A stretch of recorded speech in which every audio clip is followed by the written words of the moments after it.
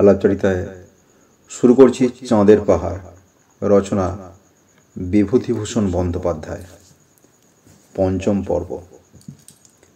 শঙ্করের সেবা শুশ্রূষার গুণে ডিয়েগো আলভারেজ সে যাত্রা সেরে উঠল এবং দিন 15 শঙ্কর তাকে নিজের কাছেই রাখলেন। কিন্তু চিরকাল যে পথে পথে বেরিয়ে এসেছে, ঘরে তার মন বসে না। একদিন সে যাবার জন্য ব্যস্ত হয়ে পড়ল। শঙ্কর নিজের কর্তব্য ঠিক করে ফেলেছিল।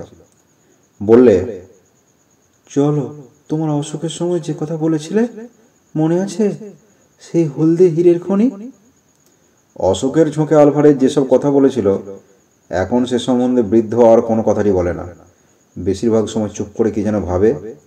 শঙ্করের কথার উত্তরে বৃদ্ধ বললে, আমিও কথাটা যে না ভেবে দেখেছি তা মনে করো না, কিন্তু আলে আর পিছনে ছুটবার সাহস আছে তোমার? শঙ্কর বললে, আছে কিনা দেখতে দোষ কি? আজই বলো তো মাহবো স্টেশনে তার করে আমার বদলে অন্য লোক পাঠাতে বলি। আলভারেজ কিছু না ভেবে বললে, করো তার, কিন্তু আগে বুঝে দেখো, যারা সোনা বা হিরে খুঁজে বেড়ায় তারা সবসময় তা পায় না। আমি 80 বছরের এক বুড়ো লোককে জানতাম, সে কখনো কিছু পায়নি, তবে প্রতিবারই বলতো, এইবার ঠিক সন্ধান পেয়েছি, এইবার পাবো। আজীবন অস্ট্রেলিয়ার মরুভূমিতে আর আফ্রিকার ফিল্ডে প্রসপেক্টিং করে বেরিয়েছে। আরও দিন 10 পরে দুজনে কিসমু গিয়ে ভিক্টোরিয়া নায়াগ্রা হ্রদে স্টিমার চড়ে দক্ষিণ মুখে মঞ্জার দিকে যাবে ঠিক করলে। পথে এক জায়গায় বিস্তীর্ণ প্রান্তরে হাজার হাজার জেব্রা, জিরাফ, হরিণ চড়তে দেখে শঙ্কর তো অবাক। এমন দৃশ্য সে আর কখনো দেখেনি। জিরাফগুলো মানুষকে আদৌ ভয় করে না। 50 গজ তফাতে দাঁড়িয়ে ওদের দিকে চেয়ে চেয়ে দেখতে লাগলো। আলভারেজ বলল, আফ্রিকার জিরাফ মারবার জন্য গভর্নমেন্টের কাছ থেকে বিশেষ লাইসেন্স নিতে হয়।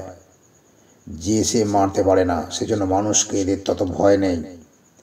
হরিণের দল কিন্তু বড় ভীরু। এক এক দলে 200-300 হরিণ চড়ছে। ওদের দেখে ঘাস খাওয়া ফেলে মুখ তুলে একবার চাইলে, তার পরেক্ষণেই মাঠে দূর প্রান্তের দিকে সবাই 4 পাতালে দৌড়। কিসমু থেকে স্টিমার ছাড়লো, একটা ব্রিটিশ স্টিমার।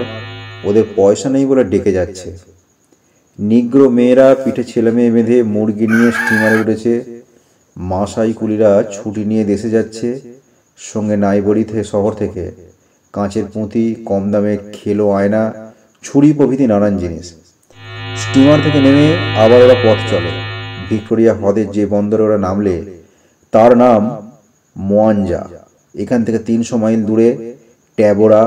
সেখানে পৌঁছে কয়েকদিন বিশ্রাম করে ওরা যাবে টাঙ্গানিয়াকা হ্রদের তীরবর্তী উজিজি বন্দরে। এই পথে যাওয়ার সময় আলভারেজ বললে, টাঙ্গানিয়াকার মধ্য দিয়ে যাওয়া বড় বিপজ্জনক ব্যাপার। এখানে একরকম মাছই আছে, তা কামড়ালে স্লিপিং সিকনেস হয়। স্লিপিং সিকনেসের মড়কে টাঙ্গানিয়াকা জনশূন্য হয়ে পড়েছে। মোয়াঞ্জা থেকে ট্যাবেরো পথে সিংহেরও ভয় খুব বেশি। প্রকৃতপক্ষে আফ্রিকার এই অঞ্চল সিংহের রাজ্য বলা চলে। শহর থেকে 10 মাইল দূরে পথের ধারে একটা ছোট্ট খড়ের বাংলো। সেখানে এক ইউরোপীয় শিকারী আশ্রয় নিয়েছে। আলভারেজকে সে খুব খাতির করলে। শঙ্করকে দেখে বললে, আরে একে পেলে কোথায়? একটু হিন্দু, তোমার কুলি? আলভারেজ বললে, আমার ছেলে। সাহেব আশ্চর্য হয়ে বললে, কিরকম?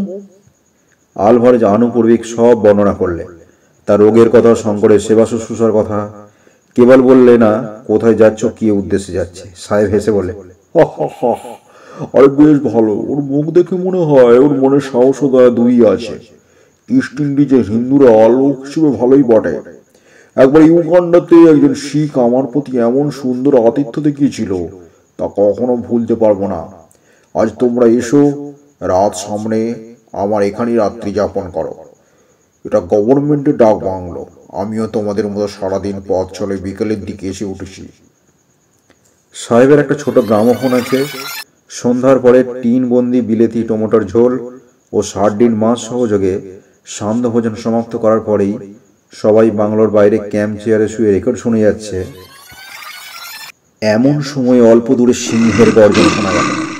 বোধ হলো মাটির কাছে মুখ নামিয়ে সিংহ গর্জন করছে, কারণ মাটি যেন কেঁপে কেঁপে উঠছে। সাহেব বললে, টাঙ্গানিয়াকায় বেজয় সিংহের উপদ্রব বড় হিংস্র এরা। প্রায় অধিকাংশ সিংহই মানুষ খেকো। মানুষের রক্তের আস্বাদ একবার পেয়েছে, এখন মানুষ ছাড়ার কিছুই চায় না। শঙ্কর ভাবলে খুব সুসংবাদ বটে। ইউগান্ডা রেলওয়ে তৈরি হওয়ার সময় সে সিংহের উপদ্রব কাকে বলে খুব ভালোই দেখেছে। পরদিন সকালে ওরা আবার রওনা হলো। সাহেব বলে দিল, সূর্য উঠে গেলে খুব সাবধানে থাকবে। স্লিপিং সিগনেচার মাছি রোদ উঠলেই জাগে, গায়ে যেন না বসে। দীর্ঘ দীর্ঘ ঘাসের বনের মধ্যে দিয়ে সুড়িপথ। আলভারেজ বললে, খুবই সাবধান, এইসব ঘাসের বনে সিংহের আড্ডা, বেশি পিছনে থেকো না। আলভারেজের বন্দুক আছে এই একটাই ভরসা। আর একটা ভরসা এই যে আলভারেজ যাকে বলে ক্র্যাক শট, তাই অর্থাৎ তার গুলি বড় একটা ফসকায় না। কিন্তু অত বড় অব্যর্থ লক্ষ্য শিকারীর সঙ্গে থেকেও শঙ্কর বিশেষ ভরসা পেলে না। কারণ ইউগান্ডার অভিজ্ঞতা থেকে সে জানে সিংহ যখন যাকে নেবে এমন সম্পূর্ণ অতর্কিতই নেবে যে পিঠের রাইফেলের চামড়ার স্ট্র্যাপ খোলবার অবকাশ পর্যন্ত দেবে না। সেদিন সন্ধ্যা হওয়ার ঘণ্টাখানেক আগে দূর বিস্তীর্ণ প্রান্তরের মধ্যে রাত্রের বিশ্রামের জন্য স্থান নির্বাচন করে নিতে হলো। আলভারেজ বললে, সামনে কোনো গ্রাম নেই, অন্ধকারের পর এখানে পথ চলা ঠিক নয়। একটা সুবৃহৎ বাওবাও গাছের তলায় দুটুকরো ক্যাম্বেস ঝুলিয়ে ছোট্ট একটু তাঁবু খাটানো হলো। কাঠকুটো পুড়িয়ে আগুন জ্বালিয়ে রাত্রের খাবার তৈরি করতে বসলো শঙ্কর। তারপর সমস্ত দিন পরিশ্রমের পরে দুজনে শুয়ে ঘুমিয়ে পড়ল। অনেক রাত্রে আলভারেজ ডাকলে, শঙ্কর ওঠো। শঙ্কর ধর্ম করে বিছানে উঠে বসলো। আলভারেজ বললে, কি একটা জানোয়ার তাঁবুর চারিপাশে ঘুরছে, বন্দুক বাগিয়ে রাখো। সত্যি একটা কোনো অজ্ঞাত বৃহৎ জন্তুর নিঃশ্বাসের শব্দ তাঁবুর পাতলা ক্যাম্বিসের পর্দার বাইরেই শোনা যাচ্ছে বটে। তাঁবুর সামনে সন্ধ্যায় যে আগুন করা হয়েছিল তারই স্বল্পাবশিষ্ট আলোকে সুবৃহৎ বাওবাও গাছটা একটা ভীষণ দর্শন দৈত্যের মতো দেখাচ্ছে। শঙ্কর বন্দুক নিয়ে বিছানা থেকে নামবার চেষ্টা করতে বৃদ্ধ বারণ করলে, থামো। পরক্ষণই জানোয়ারটা হুড়মুড় করে তাঁবুটা ঠেলে তাঁবুর মধ্যে ঢুকবার চেষ্টা করার সঙ্গে সঙ্গে তাঁবুর পর্দার ভিতর থেকে আলভাই দুবার রাইফেল ছুঁড়লে। শব্দটা লক্ষ্য করে শঙ্কর সেই মুহূর্তে বন্দুক ওঠালে। কিন্তু শঙ্কর ঘোড়া টেপবার আগিয়ে আলভারেজের রাইফেল আর একবার আওয়াজ করে উঠল। তারপরই সব চোখ। ওরা টর্চ জেলে সন্তর্পণে তাঁবুর বাইরে এসে দেখলো তাঁবুর পূর্ব দিকের পর্দার বাইরে পর্দার খানিকটা ঠেলে ভেতরে ঢুকেছে একটা প্রকাণ্ড সিংহ। সেটা তখনও মরেনি, কিন্তু সাংঘাতিক আহত হয়েছে। আরও দুবার গুলি খেয়ে সেটা শেষ নিঃশ্বাস ত্যাগ করলে। আলভারেজ আকাশে নক্ষত্র দিকে চেয়ে বললে, রাত এখন অনেক, ওটা এখানে পড়ে থাক, চলো আমরা আমাদের ঘুম শেষ করি।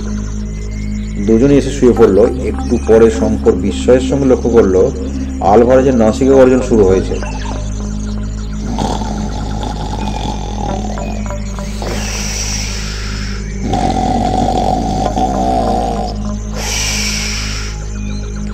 শঙ্করের চোখে ঘুম এলো না। আধ ঘন্টা পরে শঙ্করের মনে হলো আলভারেজের নাসিকা গর্জনের সঙ্গে পাল্লা দেবার জন্য টাঙ্গানিয়াকা অঞ্চলের সমস্ত সিংহ যেন একযোগে উঠে উঠল। সে কি ভয়ানক সিংহের ডাক! আগেও শঙ্কর অনেকবার সিংহ গর্জন শুনেছে, কিন্তু এ রাত্রে সেই ভীষণ বিরাট গর্জন তার চিরকাল মনে ছিল। তাছাড়া ডাক তাঁবু থেকে 20 হাতের মধ্যে। আলভারেজ আবার জেগে বললে, না, রাত্রে দেখছি একটু ঘুমোতে দিলে না। আগের সিংহটার জোড়া, সাবধানে থেকো, বড় পাজি জানোয়ার। কি দুর্যোগের রাত্রি! তাঁবুর আগুনও তখন নিবু নিবু, তার বাইরে তো ঘুটঘুটে অন্ধকার। পাতলা ক্যাম্বিসের চটের মাত্র ব্যবধান, তার ওদিকে সাথিয়ারা পশু।